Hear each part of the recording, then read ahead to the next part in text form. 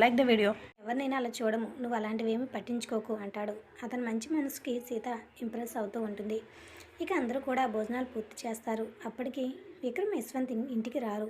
ఇక రాధ మహాలక్ష్మి గారికి చెప్పి సీత మనసుకి ఇల్లు చూపిస్తానని అనడంతో, సరే మీరు వెళ్ళండిరా, కాస్త కింద పనుంది, తర్వాత మీతో మాట్లాడతాను అని మహాలక్ష్మి గారు సమాధానం ఇవ్వడంతో, సరే మమ్మీ అని రాధ అక్కడి నుండి తన ఇద్దరు ఫ్రెండ్స్ని తీసుకుని ఇల్లు చూపించడం మొదలు పెడుతుంది. ఆ ఇల్లు చూస్తున్న కొద్దీ సీతకి ఏదో అద్భుతాన్ని చూసినంత ఫీల్ అయితే కలుగుతుంది. తన జీవితంలో ఎప్పుడు కూడా అటువంటి ఇల్లు చూడలేదు. ఒక్కొక్క గది కూడా వాళ్ళ ఇంటికంటే పెద్దగా ఉంది. నిజంగా నేను ఇంటికి తగునా అని మనసు పదే పదే పోరు పెడుతూ ఉంటే కష్టంగా ఫీలింగ్స్ని అణుచుకుంటూ రాధ వెనకాల వెళ్తూ ఉంటుంది. ఇది వాళ్ళ ఫ్రెండ్స్ వచ్చినప్పటి నుండి నన్ను పూర్తిగా పట్టించుకోవట్లేదు అని మాధవ్ ఉడుక్కుంటూ ఉంటాడు. లంగావణిలో చూసినప్పటి నుండి రాధ ఎప్పుడెప్పుడు తను చిక్కుతుందా అని ఎదురు చూస్తూ ఉంటాడు. పెద్దవాళ్ళందరూ మాటల్లో పడితే జయరాం గారు, నేను ఇప్పటికి ఆఫీస్కి వెళ్ళొచ్చా మేడం అని మహాలక్ష్మి గారు పర్మిషన్ అడుగుతాడు. ఈరోజు ఒక్కరోజు వెళ్ళకపోతే ఏమైందండి, విక్రమ్ కూడా ఇంటికి రాలేదు, వాడు చూసుకుంటాడులే, మీరు కాసేపు రెస్ట్ తీసుకోండి, పొద్దున్నే చాలాసేపు అయింది కదా లేచి అని మహాలక్ష్మి గారు అనడంతో భార్య మాట కాదనలేక సరే అని లోపలికి వెళ్తారు. జయరాం గారు మిగతా ఏర్పాట్లన్నీ పూర్తి చేసుకుని కాసేపు వాళ్ళు కూడా వెళ్ళి రెస్ట్ తీసుకుంటూ ఉంటారు. సీత అంతలా ఇంట్లో తిరగడం లవ్లీకి నచ్చదు. దీన్ని ఏదో ఒకటి చేయాలి అని తన్ని పడేయడానికి ప్లాన్ చేస్తూ ఉంటుంది. కానీ అది రివర్స్లో లవ్లీకి తగలడంతో కాలు విరగొట్టుకుని నొప్పితో కుయ్యో మొర్ర అని అరుస్తూ ఇళ్ళల్లో దద్దరిల్లేలా చేస్తుంది.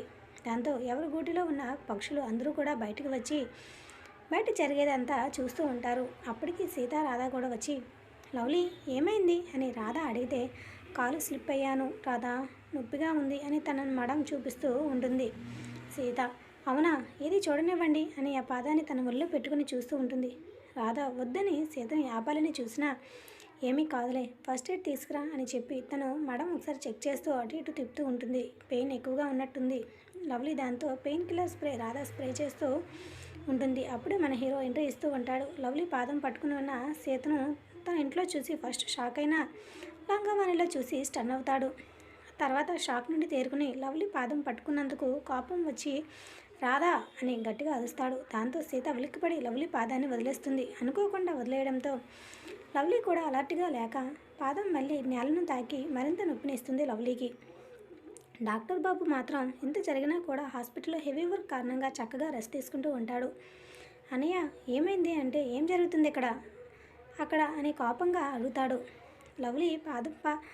సీత లవ్లీ పాదం పట్టుకోవడం నచ్చక, అది అన్నయ్య తను స్లిప్ అయి పడింది, సీత చెక్ చేస్తుంది అని అంటే, తను ఏమైనా డాక్టర్నా, వచ్చాడు కదా వాడు, ఇంట్లో గుడ్లు ఏమైనా పెడుతున్నాడా, వాడిని పిలిచి చెక్ చేయించాలనే కామన్ సెన్స్ కూడా నీకు పని చేయకుండా పోతుందా అని సీరియస్ అవుతూ ఉంటాడు.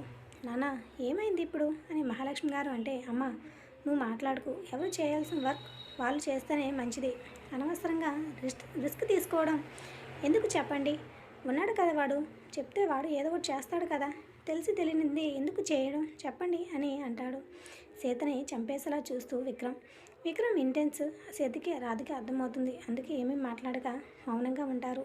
ముగ్గురు కూడా పక్కకు వెళ్ళి నిల్చోవడంతో వెంటనే విక్రమ్ మాధవ్ కాల్ చేస్తూ ఉంటే పదే ఫోన్ మోగడంతో నిద్ర డిస్టర్బ్ అయి హలో అని మత్తుగా పలుకుతూ ఉంటే, ఏం చేస్తున్నావురా అని అడిగితే, మీ ఇంట్లో రెస్ట్ తీసుకుంటున్నా బావా అని అంటాడు. కిందకి రా అని చెప్పడంతో, ఏంటో ఇంత మర్యాద అనుకుంటూనే ఇక కిందకి వచ్చేసరికి అందరూ ఒక దగ్గర ఉండడం చూసి కంగారుగా ఏమైంది అని అడుగుతాడు.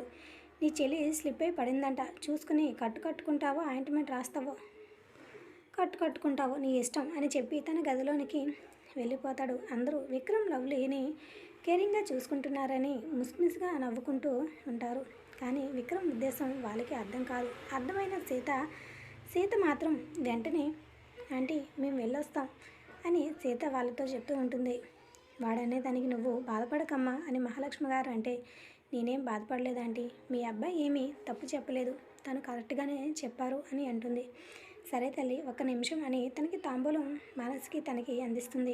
అయ్యో ఆంటీ ఇవన్నీ మాకొద్దు అంటే, ఆడపిల్లలు మహాలక్ష్మిలా ఉన్నారు, ఇలా వద్దనకూడదు తల్లి, తీసుకోండి అని మహాలక్ష్మి గారు అనడంతో, సరే ఆంటీ అని తీసుకుంటారు. నేను డ్రైవర్తో చెప్తారా, మిమ్మల్ని డ్రాప్ చేస్తాడు అని అనడంతో, అమ్మా అని అప్పుడే విక్రమ్ పిలుస్తూ ఉంటాడు. ఒక్క నిమిషం అమ్మ, ఇప్పుడే వస్తానని తన గదిలోనికి వెళ్తుంటే మహాలక్ష్మి ఏంట్రా, సీత వాళ్ళు వెళ్తున్నారు, ఇప్పుడు నీకేంటి? ఏం అవసరం చెప్పమ్మా అని అంటే, ఏమీ లేదు, మీరు వెళ్ళండి, తను నేను డ్రాప్ చేస్తాను, నాకు బయటికి వెళ్ళే పని ఉంది అని విక్రమ్ అంటాడు. సరే నీ ఇష్టం, కానీ డ్రైవర్తో చెప్తా కదా, నీకెందుకు ఇబ్బంది అని అంటే, నాకేం ఇబ్బంది లేదమ్మా, అదే రూట్లో వెళ్తున్నాలే అని విక్రమ్ ఫ్రెష్ అయ్యి వచ్చి కార్ కీస్ తీసుకుని మళ్ళీ బయటకు వెళ్తూ ఉంటే మహాలక్ష్మి గారు కిందకి వచ్చి విషయం చెప్పగా సీత మానస ఒకరు మొహం ఒకరు చూసుకుని విక్రమ్ను ఫాలో అవుతూ ఉంటారు. రాధ ఏమీ మాట్లాడదు.